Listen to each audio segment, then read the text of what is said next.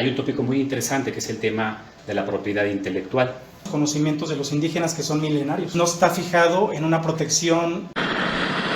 Los pueblos indígenas en México tienen su reconocimiento en nuestro marco jurídico constitucional desde el año 2002 aproximadamente, después de una reforma constitucional en nuestro país, y la interpretación en el derecho desde la perspectiva de nuestros tribunales, no solamente nacionales sino en el ámbito internacional, pues abarca muchos tópicos. Y en esta interpretación progresiva que se da en torno al derecho de los pueblos indígenas, hay un tópico muy interesante que es el tema de la propiedad intelectual. Y en este tópico hoy nos compartirá sus experiencias en torno al conocimiento de los pueblos indígenas y su relación con el tema de la propiedad intelectual, Fernando Pallavicini. Y en esta primera intervención me gustaría que Fernando nos comentara acerca del concepto de los conocimientos tradicionales, que es uno de los aportes más importantes de la cultura de los pueblos indígenas de nuestro país. Fernando, ¿qué podríamos encontrar en la definición de conocimientos tradicionales? Primero que nada, muchas gracias, Jesús, por el espacio, por la invitación. Bueno, prácticamente los conocimientos tradicionales es parte del intelecto que se desarrolla en una misma comunidad. Y esta comunidad puede ser la misma identidad cultural, puede ser también espiritual, e inclusive también se relaciona con la experiencia, la sabiduría, los conocimientos técnicos especializados y también con las prácticas y aptitudes de innovación. Entonces, en pocas palabras, es algo que se transmite de generación en generación, que puede llevar cientos de años, miles de años. Y bueno, ¿qué más al respecto? Los conocimientos tradicionales no necesariamente son indígenas. También tiene que ver que son conocimientos contemporáneos, por ejemplo, en el caso de las comunidades campesinas o afrodescendientes, por ejemplo, en Sudamérica, en el Caribe. Pero también tiene que ver con comunidades que llegaron después de las comunidades autóctonas. ¿Sí? Es decir, puede haber llegado un grupo étnico, por ejemplo, españoles, italianos, franceses, y llegan a una cultura arraigada de conocimientos técnicos, por ejemplo, el preparar un cierto vino, un proceso, algo culinario, porque las raíces antiguas suelen ser informales, es decir, se traspasan, se transfieren de generación en generación y de manera verbal.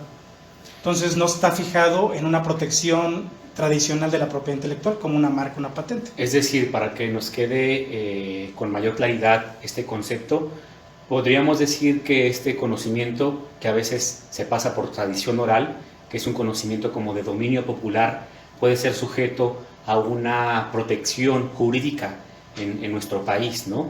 Exacto. De hecho, ahorita vamos a hablar más al respecto, pero sí te adelanto que de la manera tradicional todavía no se protege al 100% un conocimiento tradicional. O sea, se protege unas cosas con marcas, otro con derecho de autor, otro con una patente, pero no se puede, no se adapta por ciertos mecanismos. Fernando, ¿podrías explicarnos con mayor detalle algunos ejemplos que podríamos encuadrar en el conocimiento tradicional?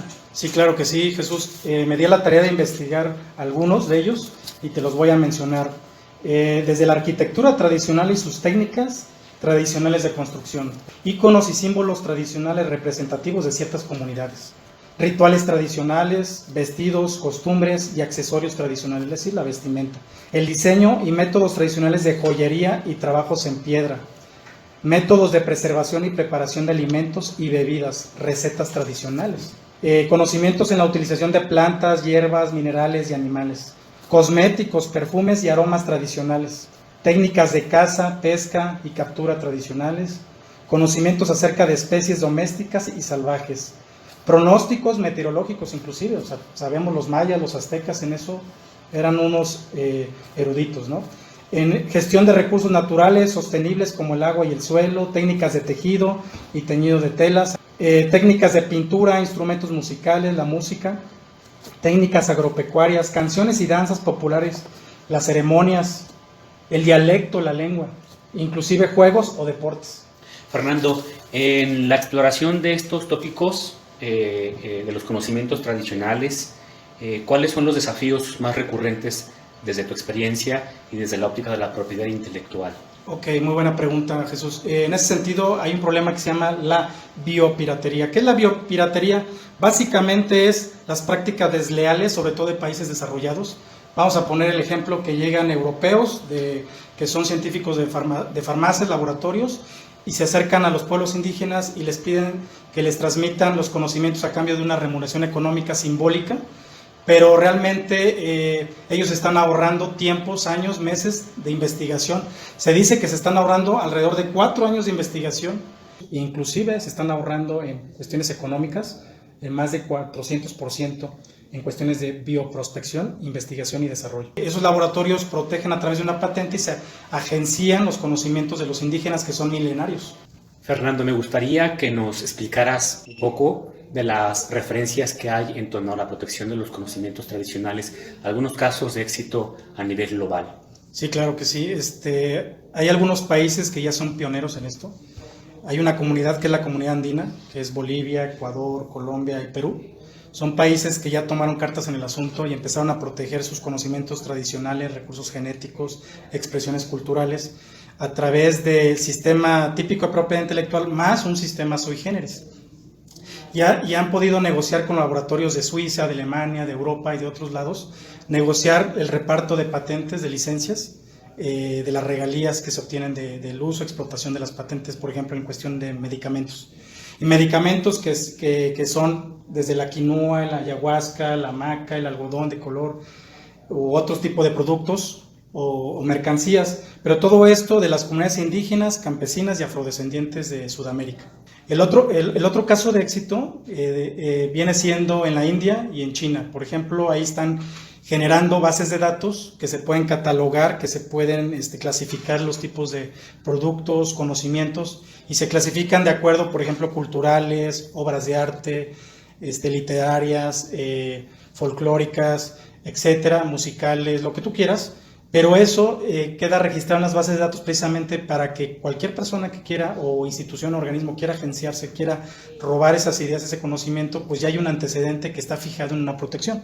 Esa protección de alguna manera es sui generis, pero sirve como antecedente que si quiere infringir, pues entran en un delito, en una sanción.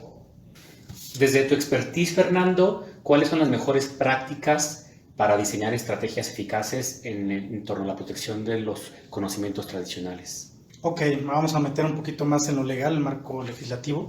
En el caso, hay caso de éxito en Panamá, donde inclusive hay penas de prisión de 4 a 6 años si se violan los derechos no autorizados por los propietarios de los conocimientos tradicionales. La segunda práctica es el derecho consuetudinario, que es el derecho no escrito de usos y costumbres. Tú bien sabes que en algunas, sobre todo en la sociedad mexicana, en muchos lados, en muchos pueblitos, por ejemplo, se da que ciertos usos y costumbres con los años, con las generaciones se vuelven ley, ¿no? Básicamente ese es el sistema que funciona. La otra es precisamente los acuerdos internacionales. La misma comunidad andina que te comentaba hace rato hizo un acuerdo con Estados Unidos, firmaron ese tratado internacional donde mutuamente se respetan los derechos de los pueblos indígenas, de los pueblos afrodescendientes en cuestión de conocimientos tradicionales, recursos genéticos, expresiones culturales.